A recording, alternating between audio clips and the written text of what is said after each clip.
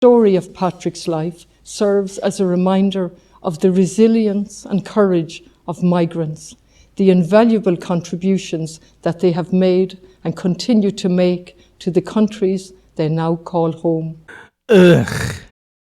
It's the St. Patrick's Day parade. Look at the Irish, far-leaf clovers, and hijabs for everybody. And happy Allahu Akbars to us. So now Ireland is 22% foreign-born. So you know realistically it's probably more like 25%, maybe 30%. Let me get this straight. So they fought the British tooth and nail to retain their sovereignty, their language, their Catholic religion, only to turn around and let foreigners in, like Henry Hill entering the nightclub in Goodfellas. And Britain is no different. Look at the BBC, Britain's government channel, with their police drama about the white male psycho with his 9 FOIA requests. Information requests. He made a total of 9 requests during his time in prison. 9 freedom of information requests. Yeah. Uh-oh. And not only that, the suspect also knows world history and opposes illegal immigration. Platform. Like history books say the last land invasion of England was 1066. In actual fact, the last land invasion of England was yesterday morning at 9:45 when a boat... Based? Of course, he must be racist. A white male who has some uncooperative views about illegal immigration? Well, you know, 2 + 2 equals a child in a rifle scope, as is often the case with these white guys. Of course, it is kind of weird that if you look up statistics about how many children are killed by illegal immigrants, you can't find those numbers. If you're not a fan of illegal immigration, this is how they see you. But that's Britain. You won't find that kind of propaganda here in America. I mean, oh. Murdering Jesse stepped in! I didn't do shit. I know. I mean, no. We gotta go. Don't say anything. You don't have to say anything. They can't make you say anything. We'll get you an attorney. Look at this from the Corporation American Girl. Not Jihad Girl, American Girl. On Eid, we wear our best clothes to celebrate a fresh start. Eid starts with a special prayer at the mosque or in the community. We greet everyone by saying Eid Mubarak, which means blessed Eid. Get the out! This is getting a bit much, don't you think? It's not exactly Malibu Barbie, it's arranged child marriage Barbie. Grooming gangs sold separately. You think something's not going on? Look at New York City. Is this Islamophobia? Because I tell you, it looks like Islamophilia. I hate playing the victim card, but as a white infidel, I believe I have some great Satan rights to block anything exceedingly invasive and threatening, and I'd like to exercise those rights right now. Having healthy fear of this, not phobia, that's irrational fear. I'm talking about healthy, justifiable fear of this, was explained a long time ago by Christopher Hitchens. 1988, when the United States was barely a country, right, it was having its sailors taken as slaves by the Barbary states, the states of the Ottoman Empire in North Africa. Tripoli.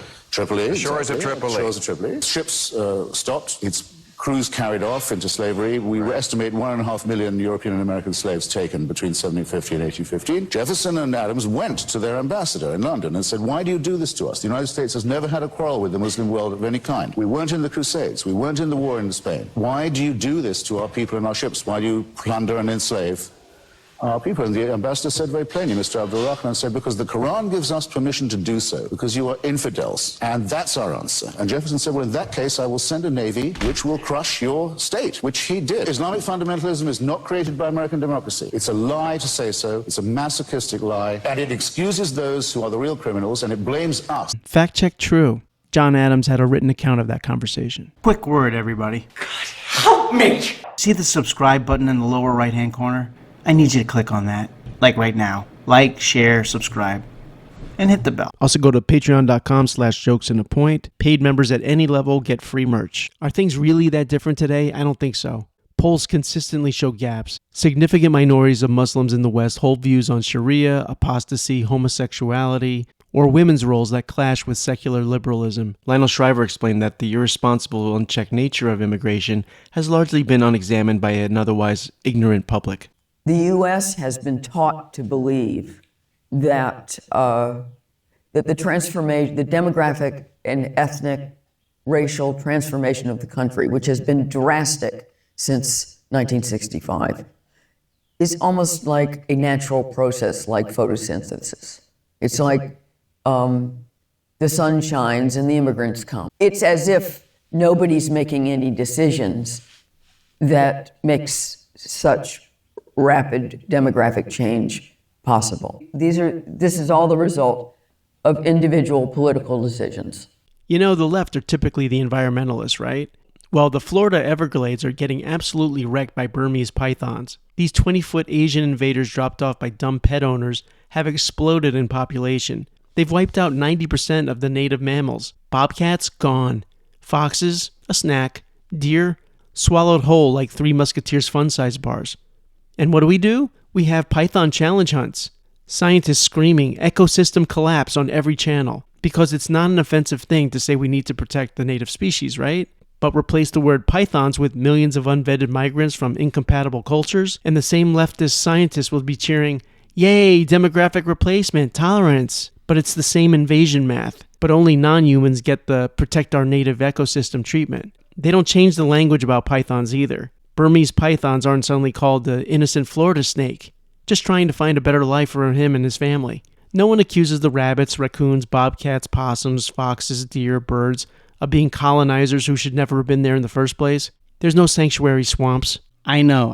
You have to be thinking, does this guy have the temerity to compare white people to raccoons, possums, and rabbits? And the answer is no. I don't think that. Because raccoons, possums, and rabbits aren't stupid enough to lobby for the pythons to come to their area. And am I sincerely calling groups of human beings pythons? No, not sincerely. Satirically, yes, with some exceptions. My point, though, is that if you have a thriving ecosystem with functional, successful demography which is already diverse, maybe brazenly kicking over that table and upending that culture altogether is a bad thing. No, it's not the source of our strength. And when the consequences come, and they have, and an 18-year-old girl is murdered in cold blood, maybe there's something seriously wrong when excuses are made for the killer. And it sounds like this might have been a wrong place, wrong time. Running into a person who had a gun. They might have startled this person at the end of the pier unintentionally. You and logic are... Actually, the Chicago alderman is 100% right. Wrong place, wrong time. Correct. Wrong place as in Chicago, and wrong time pretty much meaning anytime. Wrong place, wrong time. Maybe it's also the wrong people who make the wrong decisions, leading to the wrong policy, so more wrong people can do maximum wrong to others. It's a wrongapalooza. This pearl of wisdom is coming from a woman who earned 6 figures playing a key role in determining public safety decisions. But hey, let's not lose sight of what's important here, because she happens to be the first black queer woman elected to Chicago City Council. Okay, can we please stop with that? Can we stop with the Jackie Robinson, Thurgood Marshall, first black, white, lesbian, pronoun DEI bullshit? I don't want to hear about the new pioneers in sexual preference. And why are they seemingly at the center of every preventable fiasco these days? If you're going to focus so much on identity as a job qualification, when does it become fair game to criticize you for your identity when you screw things up massively? I mean, congratulations on liking women. I like women too, but I'm not going to start doing victory laps about it. It seems these people need a priority refresher. What you're hired for is to help us. Does that seem clear to you? To help us, not to us up. Speaking of blanking things up, you have New York Governor Kathy Hochul. I need people who are high net worth to support the generous social programs that we want to have in our state. That's not what you said a while ago. And Zeldin and Molinaro, just jump on a bus and head down to Florida where you belong, okay? Get out of town. Get out of town. Because you don't represent our values. You are not New Yorkers. You have the left relying heavily on destitute third world people who often falsely claim to be refugees. But simultaneously, the left creates authentic taxation refugees within their own state because their imported third world people need to stay in luxury hotels, need schooling, and health care. You don't believe me? New York City is a sanctuary city. It has been since the 80s. How's that working out? 23% of all New York is foreign-born. Right up there with Ireland. Unlike Ireland, though, with its 1 million foreign-born, New York has 4.5 million. And how many of that 4.5 million are on welfare of some kind? 70%. 70% of them. That's 3.2 million on welfare. Generous social programs. Say, that is generous, isn't it? And what would happen if those foreign-born didn't exist in New York? Rapid and severe population decline. Why the rapid and severe population decline? Because their policies suck. Not to us up. Now she's asking wealthy people to come back to New York State to be patriotic. There are some patriotic millionaires who stepped up. I think she means statriotic, because the wealthy people didn't leave the country. Okay, cut me the checks. What kind of a pitch is that? New York isn't asking for loyalty, it's asking for revenue. Come back home and cut me the checks. And what's in it for you for all the check cutting? More check cutting to go along with service cutting, safety cutting, quality of life cutting. Great deal. But maybe the first step should be go down to Palm Beach and see who you can bring back home, because our tax base has been eroded. Yes, the tax base has eroded because the leadership is too busy pandering to the pythons. And the people who want to impose their morality and social engineer us, legally or not, have zero respect for the society they're redesigning and zero respect for the people involved on either side of the equation. There's no giving of credit that this is, in many instances, in the era of the welfare state, a transactional process, right? Immigrants, for the most part, know your immigration law better than you do, way better. So they've done their homework in advance. They have the stories prepared for their asylum claims, even though that they're overwhelmingly economic migrants. And they know what benefits they can get. They're smart, right? This is smart. This is acting out of self-interest. What's odd about our immigration policy is that we're not acting out of self-interest. And I would say remote work changed everything. There were people who could only work in an office in Manhattan or work in New York State, and they were captives to our state. They were going to stay. Do you hear yourself? Captives to our state. They were going to stay. Look how she's lamenting that New Yorkers were no longer captives, i.e. prisoners, and now, God forbid, had some choices. But again, what is she offering? Is she going to fix the problems that drove the New Yorkers out? No. But she's only partially right that this was happening during the COVID years. The taxpayer exodus was also happening pre-COVID. It was happening with Cuomo as governor and another commie, Bill de Blasio, as the mayor. Where we're struggling, we used to be worried millionaires tax people might leave. No. The burden shifted. We're trying to get people to come back.